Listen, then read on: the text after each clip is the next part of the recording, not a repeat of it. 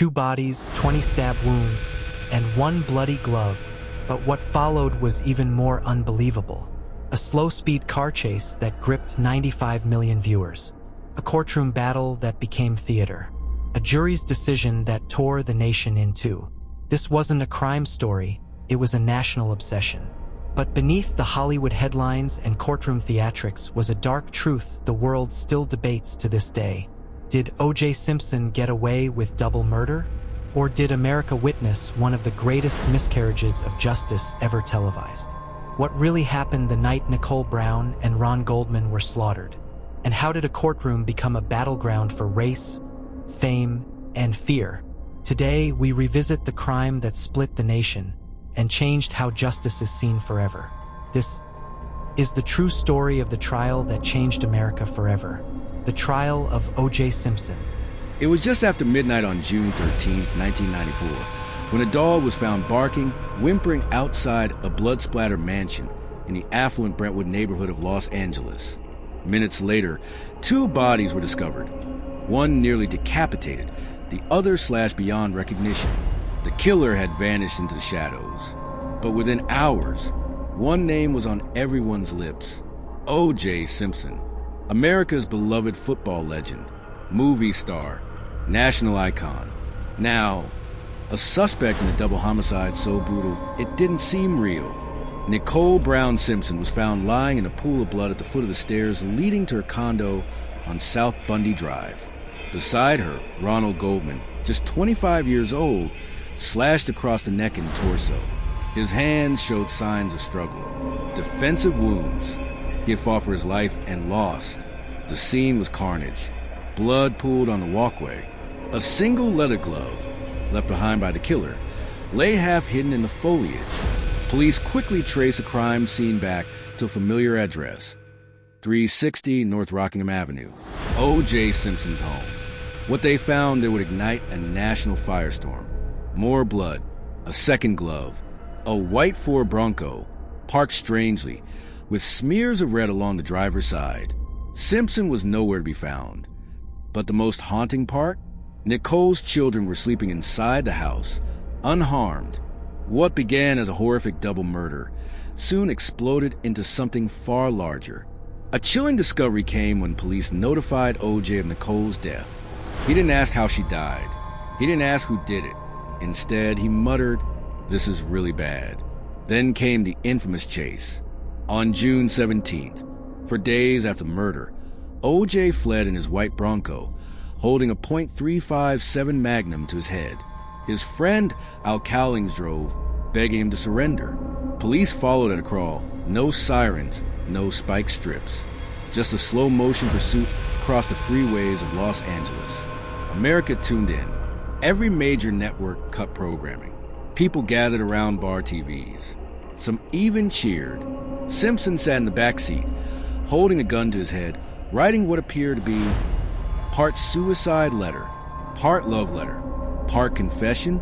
But the chase ended with his arrest in his own driveway. He finally surrendered. But that was just the beginning. A football legend was now at the center of the most sensational double murder case the country had ever seen. What followed was one of the most intense and scrutinized investigations in American history. The prosecutors believed they had a bulletproof case, a case that couldn't be lost. Why? The evidence was staggering. O.J.'s blood found at the crime scene. Nicole and Ron's blood found in his Bronco. The glove at Rockingham matching the one found beside Nicole's body. A bloody sock in O.J.'s bedroom, soaked with Nicole's blood. But Simpson had something else, a hired team of legal powerhouses. The media called them the dream team of defense attorneys. Johnnie Cochran, the charismatic orator. Robert Shapiro, the Hollywood fixer. F. Lee Bailey, a ruthless cross-examiner. Alan Dershowitz, a legal scholar. And Robert Kardashian, a friend who stood silently, loyally, as evidence stacked up. Together, they set out to dismantle the case piece by piece. But this was no ordinary case. This was O.J. Simpson, Hall of Famer, actor, pitchman. His defense team knew this wasn't just about facts. It was about narrative. Their strategy? Turn the trial into a referendum on race, corruption, and police misconduct. especially focusing on one man, Detective Mark Fuhrman. Fuhrman was the cop who discovered the glove, but then came a tape, recordings of Fuhrman using racial slurs, bragging about planting evidence. Suddenly, the question shifted. Not did O.J. do it, but can we trust the LAPD?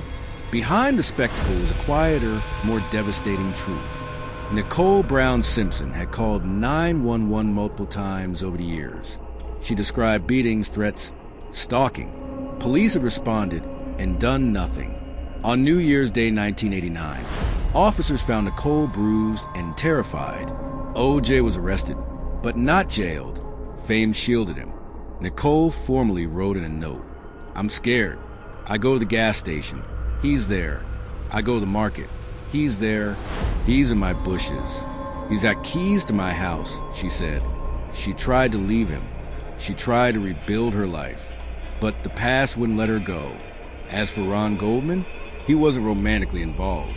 He was simply returning a pair of glasses Nicole's mother had left at a restaurant, in the wrong place, at the worst possible time.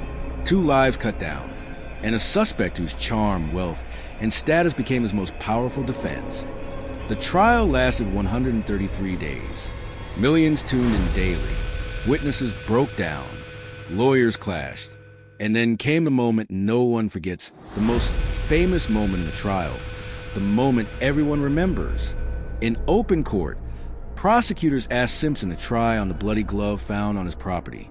With the world watching, Simpson struggled to pull it on. It looked too small. His fingers didn't slide in. His face tightened as he flexed. Johnnie Cochran stood up. "If it doesn't fit, you must acquit," he said.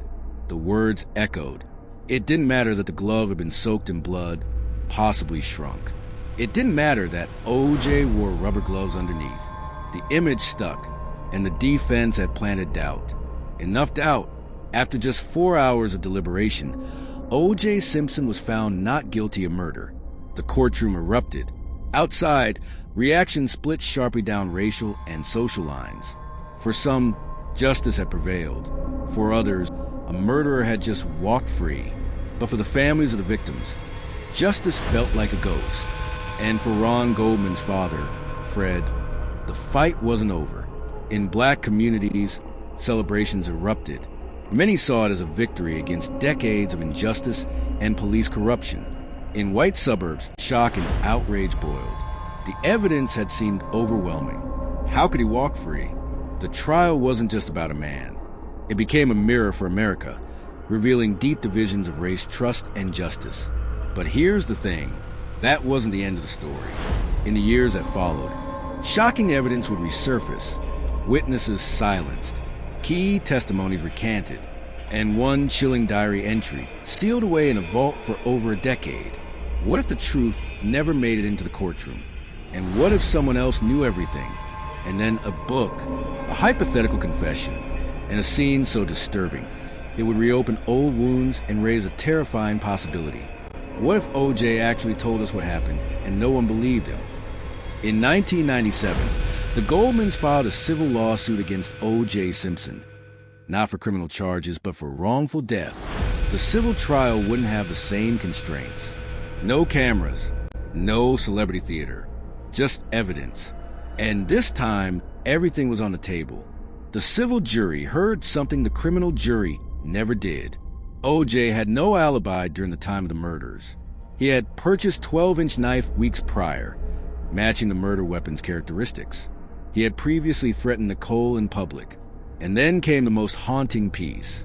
A series of photos showing Simpson wearing the same style of Bruno Magli's shoes. Extremely rare.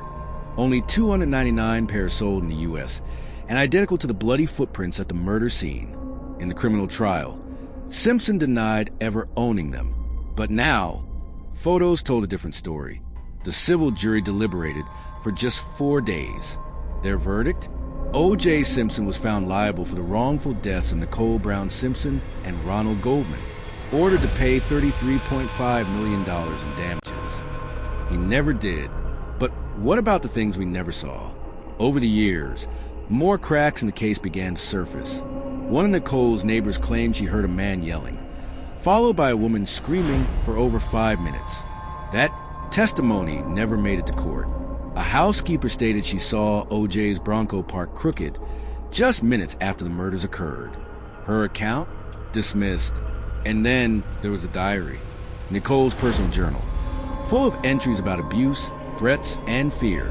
One line read, "He says he's going to kill me and get away with it because he's O.J. Simpson." This diary was excluded from the criminal trial. All of it kept from the jury that would decide his fate.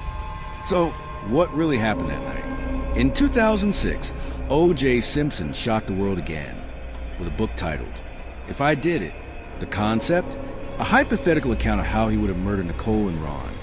If he were guilty, the book detailed things only the killer would know, from how the crime unfolded to how he would have disposed of the weapon. And in Chapter 6, Simpson introduces an alter ego named Charlie. Charlie watches the murders unfold. Charlie is his witness. But some psychologists had another word for it. Dissociation. Was Charlie a literary device? A metaphor? Or a fractured glimpse into Simpson's psyche? Even more chilling, the original manuscript allegedly contained direct confessions, but before it could be published, it was pulled under public outrage, and the rights were awarded to the Goldman family as part of the civil settlement.